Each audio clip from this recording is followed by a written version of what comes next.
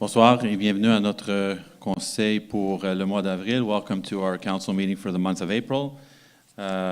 Comme on avait promis, ça fait quelques années, on fait deux événements au niveau de séance, un dans l'Est, un dans l'Ouest. Et pour cette année, on fait un autre au Centre communautaire de l'Est. Vous êtes tous les bienvenus.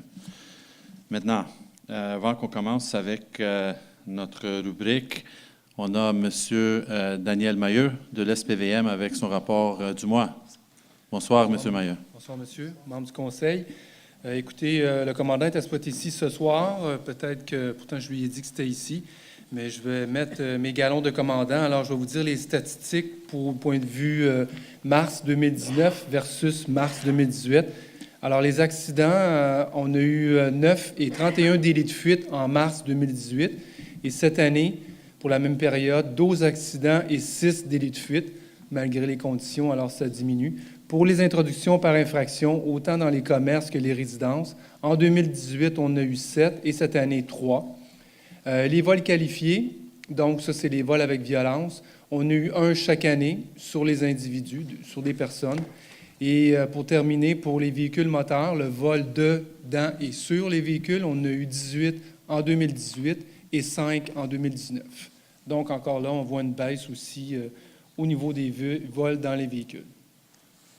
Au niveau des statistiques de billets, on a eu beaucoup de plaintes qui ont été faites, dont on a eu une présence à l'école Charles-Perrault. On était là 2-3 matins. Et, bonsoir.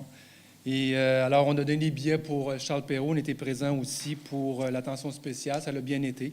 On n'a pas trop donné de billets. Les parents étaient très courtois, là, puis respectaient les règlements.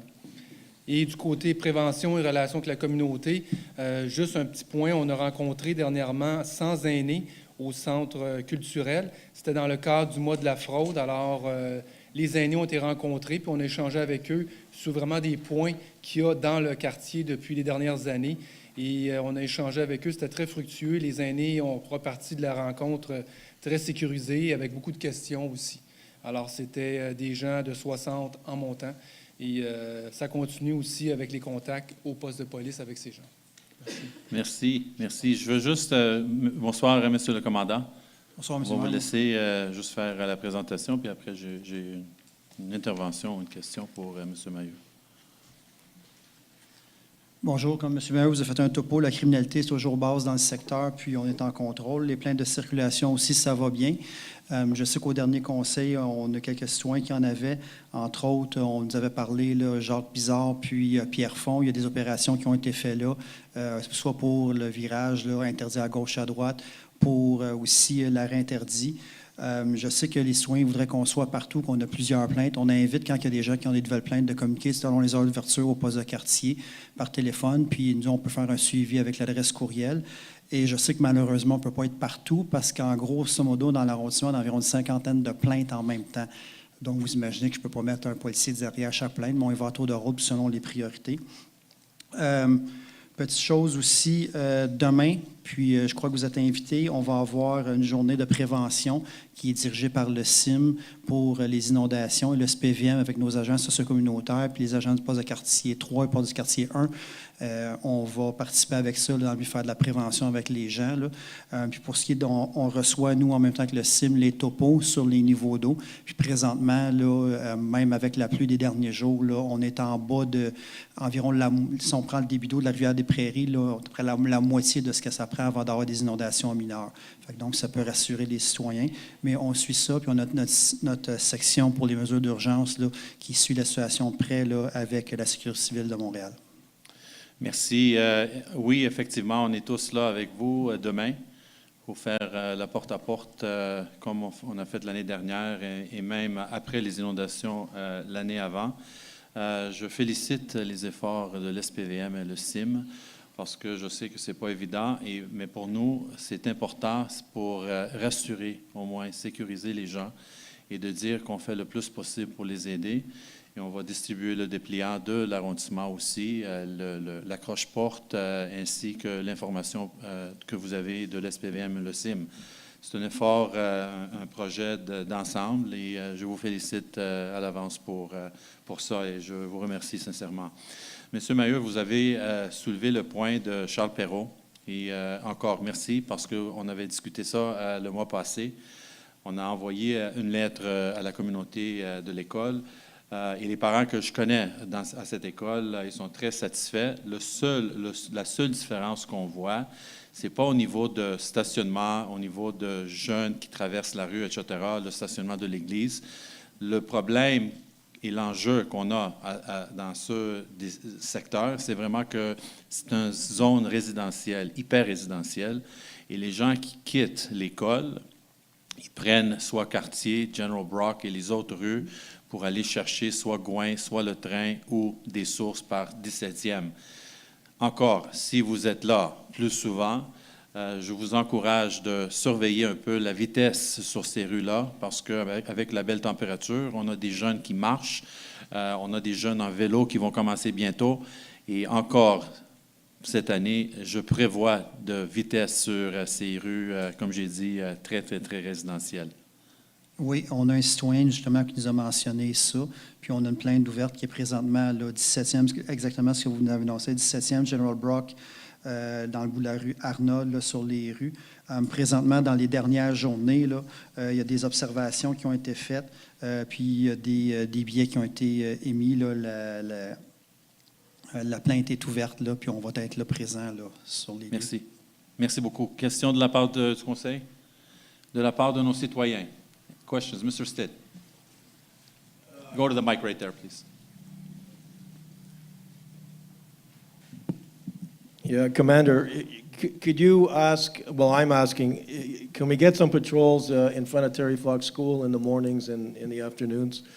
Because the parents, typically, it's like a free-for-all. They park all over the place, and I think we're going to have to eventually or soon try to get parking stickers or something. What's the issue exactly, Mr. Stitt, there? Well, it's the parking and the positioning of the cars, like one side and all to park, but they, like this type, on days like this, they don't want to respect, well, not just on days, but you know what I mean? It's worse when the weather's worse because they all want to just pick up their kids as they come out of the school on Paramount there and Hertel.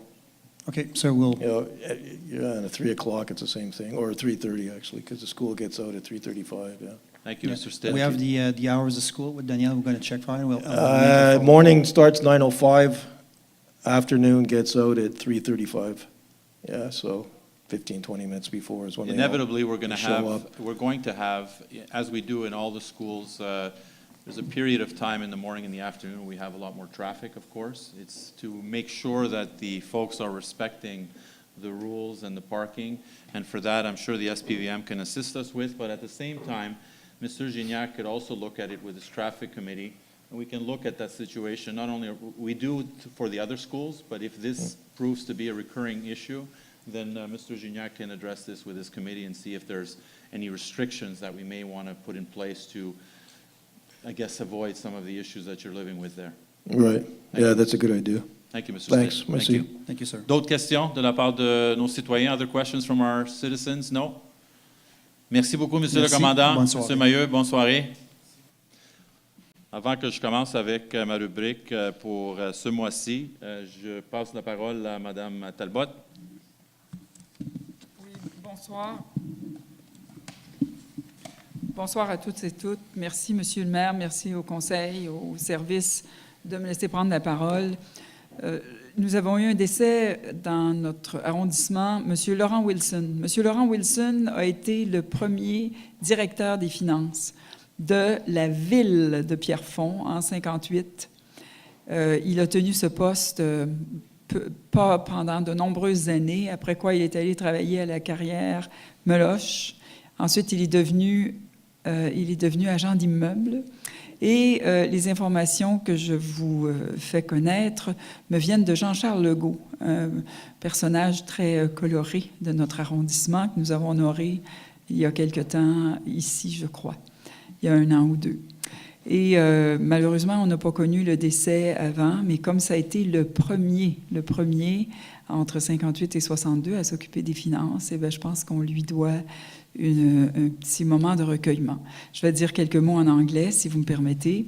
Ce que je veux ajouter, c'est que M. Laurent Wilson avait épousé Mme Marie Legault, je crois, de son nom de famille, sauf erreur, et cette dame enseignait dans la Montée Saint-Jean à l'époque, dans une petite école où elle s'occupait des classes de première à 6e année et plus. Et elle habitait sa petite école et elle mettait le bois dans le foyer pour chauffer les enfants.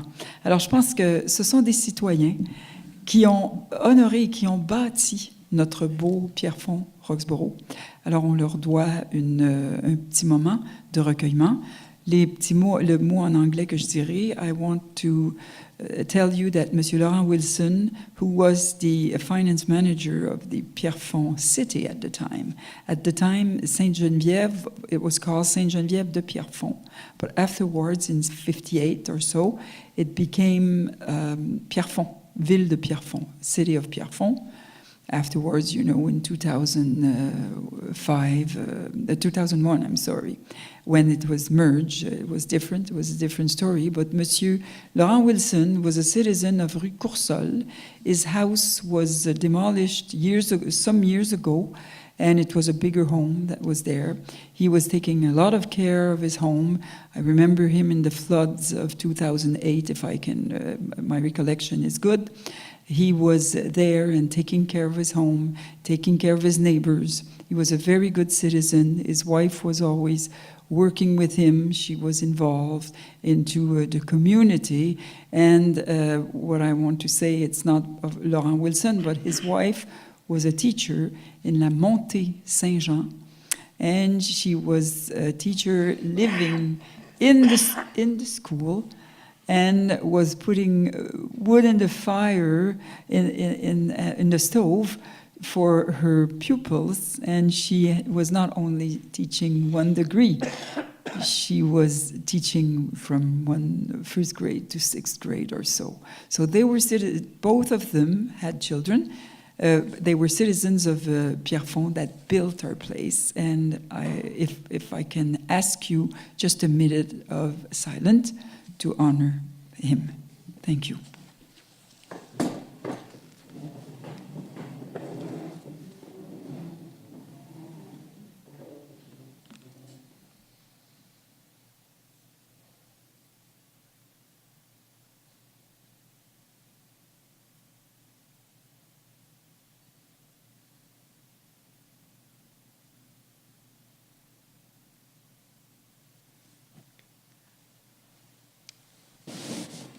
Merci. Merci, Mme Talbot. Merci,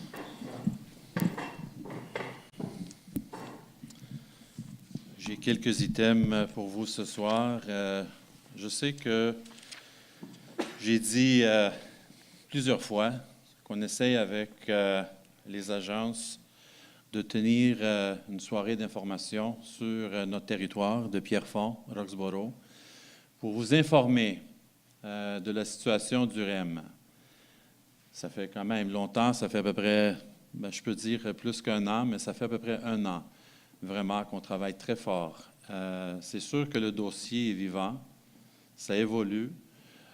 C'était difficile même pour eux de tenir une rencontre avec les résidents sans avoir l'information nécessaire. Mais finalement, je suis très, très content d'annoncer que c'est confirmé pour le 5 juin. Ça veut dire je n'ai pas le format nécessairement pour cette soirée-là. Et on va annoncer à fur et à mesure les informations concernant la salle, la date, l'heure, pas la date, mais l'heure, etc. Qu'est-ce que je prévois? C'est d'avoir des kiosques d'information de chaque agence présente et de donner l'information actuelle de qu'est-ce qui se passe au niveau du REM. Les mesures de mitigation au niveau de transport, quand le train va arrêter, ça c'est quelque chose qu'on travaille très fort comme conseil, comme administration, pour essayer de mitiguer un peu la situation après la fermeture. Et je vais vous dire honnêtement, c'est pas évident et c'est pas facile.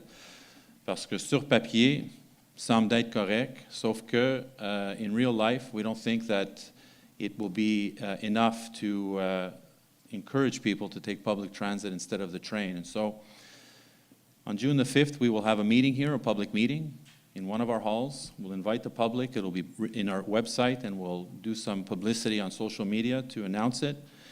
And hopefully, if we don't have all the information, we'll have at least a lot more than we know today. And as the file is evolving, we know that the stakeholders are all doing the best they can in order for them to provide us with relevant information for you. And we've said for over a year that we want them to come here and at least let you know the progress and what's to be announced in the coming months once the closure takes place. So we're very encouraged by this, and we're very thankful to the agency for finally, after so long, agreeing to have an information session, which I think will be the first one in Montreal that we'll be having in Pierrefonds Roxborough, and that's thanks to our administration and to us here for pushing this file further. Vous avez attendu cette semaine que finalement, encore, l'ouverture officielle de la bibliothèque, c'est le 23 mai, et on va avoir les portes ouvertes pour le public du 23 au 26 mai inclusivement. L'horaire, les activités sera publié dans les prochaines semaines. Encore, surveillez le site web. Il va y avoir aussi une campagne de sensibilisation. On va envoyer de la documentation à la porte, soit en accroche-porte, soit en dépliant, soit, on ne sait pas encore. On travaille présentement avec Mme Palladini, Mme Blais et le service de communication. Mais nous avons bien hâte que la bibliothèque ouvre après quelques années au moins de construction. Vous avez entendu aussi de M. le Commandant, on fait une campagne de sensibilisation demain et mercredi. Le Conseil, on se joint à l'SPVM et au CIM pour faire la porte-à-porte, comme on a fait l'année dernière aussi d'ailleurs, où on va distribuer les dépliants de l'SPVM, le CIM au niveau de prévention pour les inondations. On a le petit livret dépliant qu'on a fait à Pierrefonds-Roxborough l'année dernière, il y a 1 an et demi à peu près. On va distribuer ça. En cas d'inondation, soyez prêts. So in case of a flood, be prepared.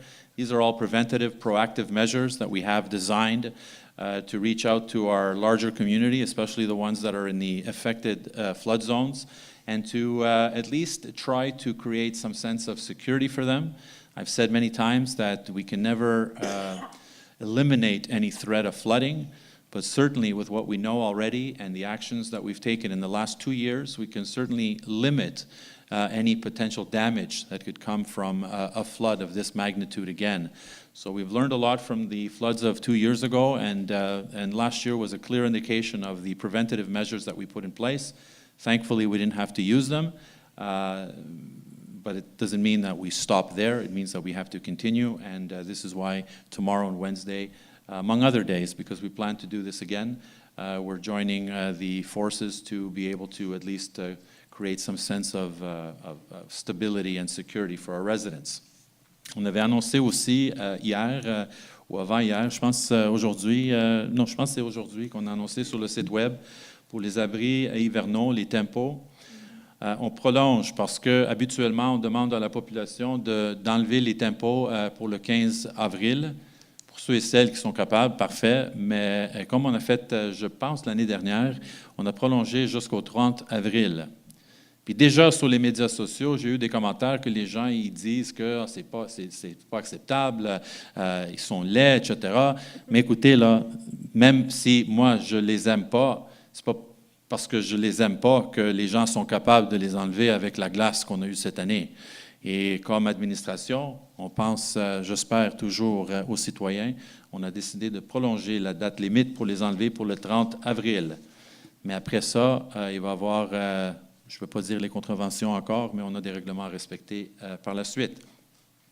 On fait le grand nettoyage et les opérations de nettoyage de la ville ont commencé le 1er avril.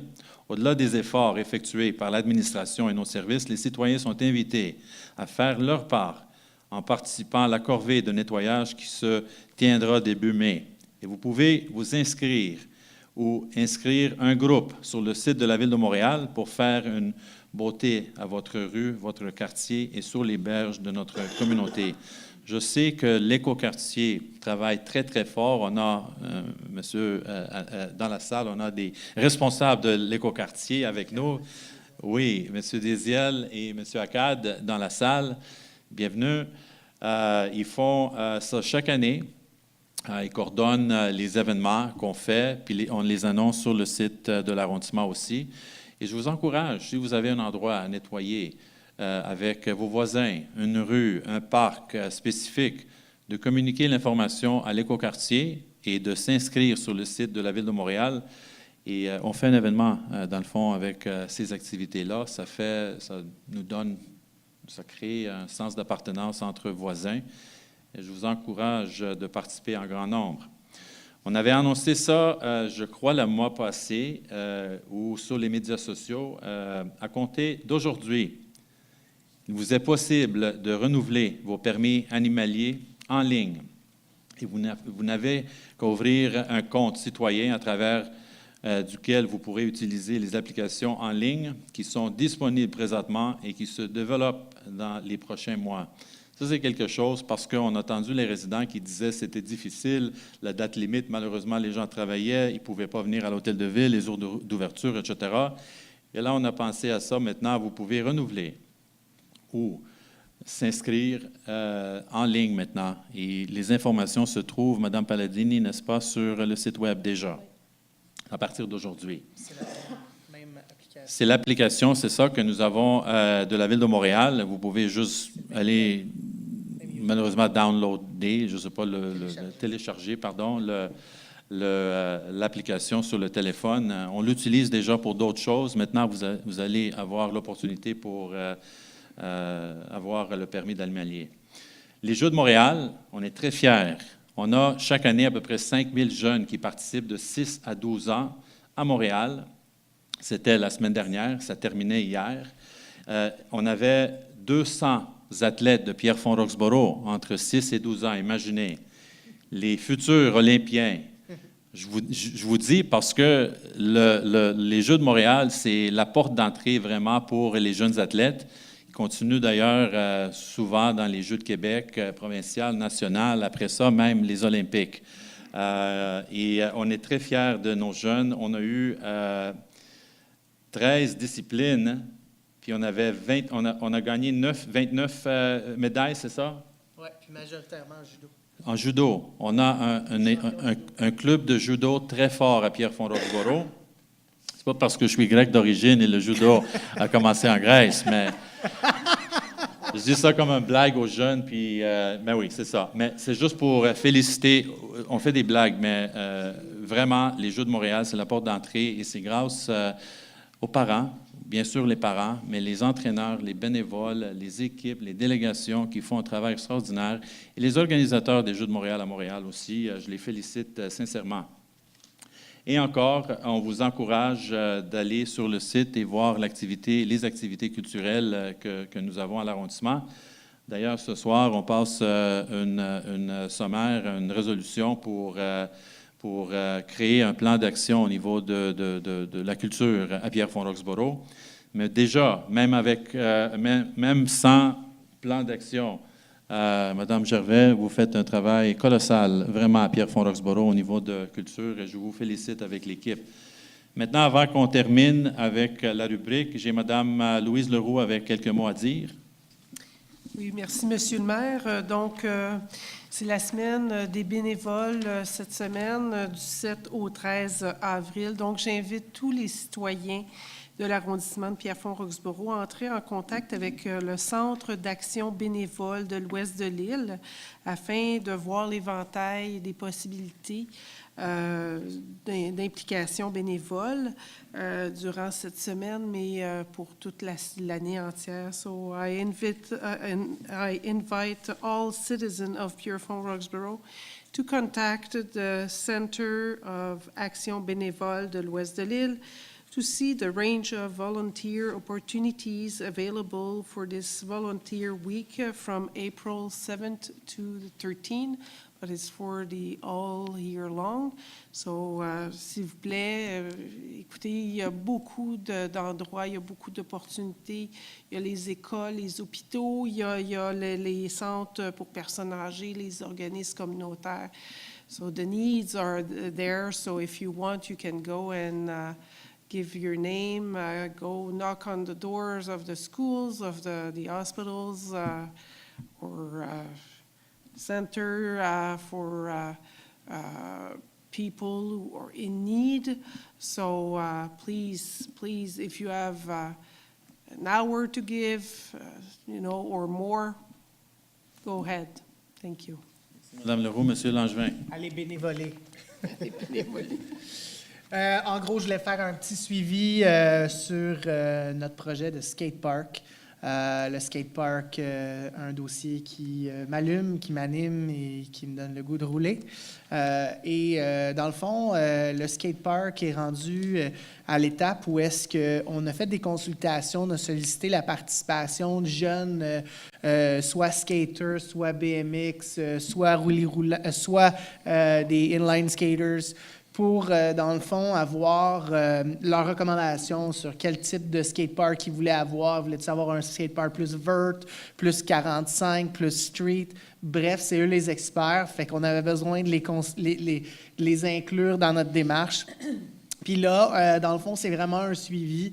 Je veux leur rappeler pour les jeunes qui regardent le conseil d'arrondissement en ligne, évidemment, je l'espère, leur rappeler que vous pouvez aller sur le site destiné à ça, Skatepark Pierrefonds, on a un groupe. Puis ce groupe-là, dans le fond, vous allez pouvoir avoir les suivis de chaque étape du développement parce que, oui, ça peut vous paraître long, mais c'est un processus qu'il faut qu'on respecte par la loi. Donc, on va l'avoir, notre skatepark, ça ne sera pas long, la gang. Merci. Merci, M. Langevin. Juste pour ajouter à ce que Mme Leroux disait, the West Island Volunteer Bureau is a wonderful resource as well. So if anyone is not sure of where to go to volunteer or shy to go to any organization in particular, the West Island Volunteer Bureau does an incredible job on the West Island dispatching volunteers to those in need. So it's a one-stop shop. They are connected with all the organizations on the West Island particularly. And if you want to volunteer your time, if you have moments to spare, they'd be a good way to get into the system. Je voulais aussi, en terminant, oui, mais je pense que l'information se trouve sur le site au niveau des ressources de l'arrondissement où on a les organismes communautaires. Mais sinon, c'est le West Island Resource Center, le centre de ressources bénévoles de l'ouest de l'île. Le CAB. Le CAB. Là, je ne voulais pas le dire, mais il faut le dire parce que à chaque mois, on a des citoyens qu'on accueille avec plaisir, qui demandent des questions, qui commentent. On travaille ensemble pour trouver des solutions. On avait quelqu'un le mois passé, pas content parce qu'il disait que la ville avait abandonné sa rue pour plusieurs raisons, sans rentrer dans les raisons pourquoi le monsieur disait. Il disait que la ville avait abandonné sa rue, la rue était glacée, la ville n'a pas passé 8 semaines, même plus que ça, que j'ai trouvé ça impossible, mais j'ai dit, écoutez, on va vérifier, je ne pense pas que c'est le cas, mais anyways, on va vérifier. Le soir même, après le conseil, on a visité les lieux, on était là, j'ai parti de l'hôtel de ville, j'ai passé sur sa rue, monsieur le directeur aussi des travaux publics était avec moi. Puis même, on a visité encore le matin, juste pour s'assurer que le monsieur disait que c'était la vérité. Effectivement, la rue en question, Jolicoeur, je le dis parce que c'est public quand même, Jolicoeur était nettoyé, si je peux dire, jusqu'à l'asphalte. C'était l'asphalte de A à Z, d'un bord à l'autre. Où le monsieur reste, c'était dans un rond, un petit rond, avec, je pense, 4 ou 5 bâtiments de condominium. Effectivement, le résident demeure dans ce coin-là.